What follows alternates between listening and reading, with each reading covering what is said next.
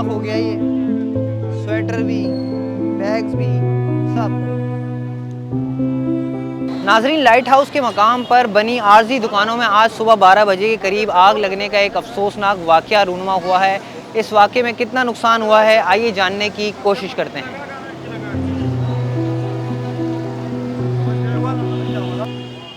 लोगों ने जो है ना, यहाँ पर दोनों साइड्स पे जो है वो तख्त बनाए हुए थे और उस पर ये जो है अपनी स्टॉल्स लगाई हुई थी, एक आर्जी दुकानें बनाई हुई थी और सर्दियों के जो आइटम्स हैं, कपड़े हैं, स्वेटर, हुडीज़ वगैरह वो बेच रहे थे। और इस वक्त जो है वो सब उनकी रोज़गार जो है, रोज़ी है, वो जो है खाक बन चुकी है। खाक का ढेर का जो है वो मंज़र पेश कर रही है।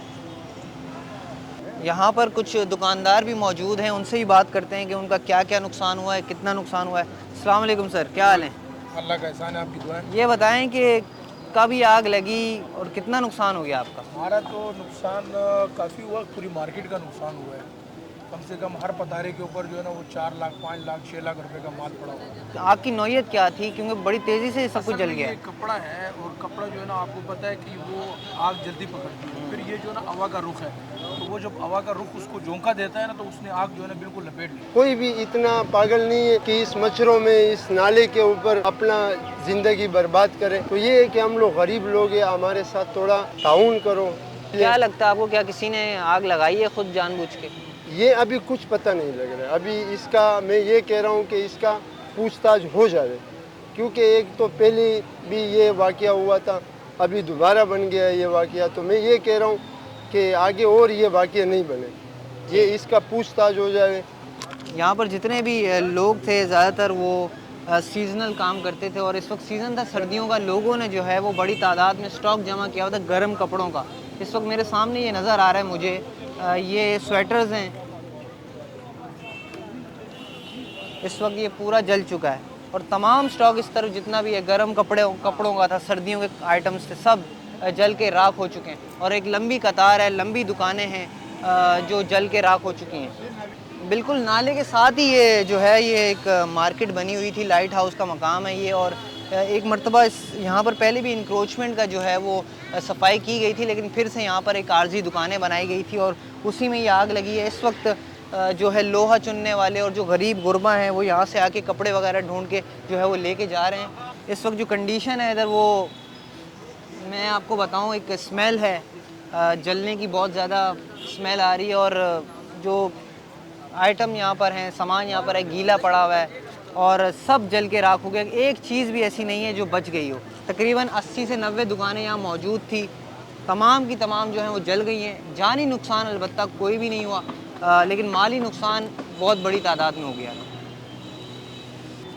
इस वक्त लाइट हाउस एसोसिएशन मार्केट के सदर हमारे साथ मौजूद हैं, इनसे जानते हैं। सर ये बताएं कि ये आग कब लगी है और कितना नुकसान हो चुका है ये? देखिए, आज 12 बजे जो है वो यहाँ 80 से 90 स्टॉल मौजूद थे और लोग भी पहुँचे हुए थे, लेकिन एकदम से एक स्टॉल में आग भड़क उठी है और देखते ही देखते पूरी मार्केट को लपेट में ले लिया है। जितने स्टॉल्स हैं वो आधे घंटे में ही खाकस्तर हो गए और इसमें कम से कम जो अंदाज़न हम इनिशियली बता सकते हैं वो कोई 8 से 10 करोड़ रुपए का नुकसान हुआ है ये। अच्छा।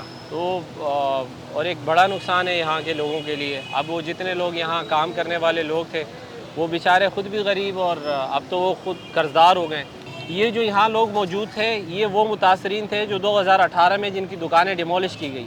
अब उन्होंने आर्जी तौर पर यहाँ बैठे, यकीनन ये कोई दूसरा रास्ता तो इख्तियार करते नहीं हैं। ये ऐसे लोग हैं कि इनका कारोबार डिस्टर्ब हुआ, इन्होंने यहीं पर जो है वो दोबारा बैठ के अपने बच्चों के लिए जो है वो 2 वक्त की रोटी कमाने के लिए यहीं पर बैठ गए।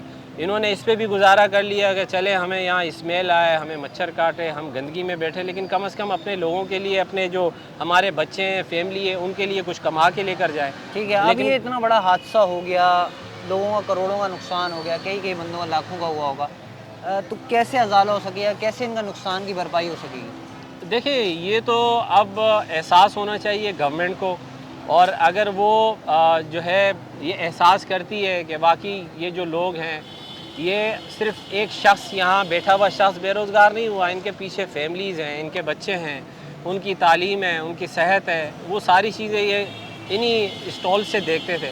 आज वो सारी चीज़ें मुतासिर हो गई हैं।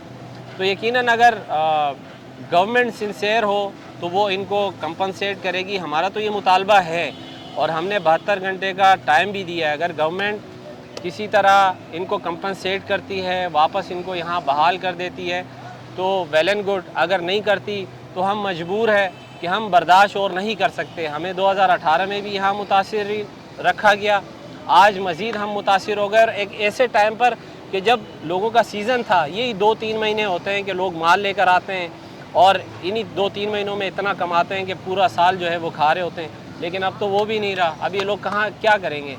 अब ये ऐसे लोग तो है नहीं कि क्राइम की तरफ चले जाएं, ठीक है। ये तो चाहते हैं कि कारोबारी हैं, किसी भी तरह से अपना कारोबार करके अपने बच्चों के लिए रोज़ी कमाएं। ठीक है, बहुत शुक्रिया। थैंक यू, शुक्रिया। पूरे स्टॉल में ये 2 पीस बचे हैं, वो भी शॉपर में पैक रखे हुए थे, ये भी ब्रांड के हैं।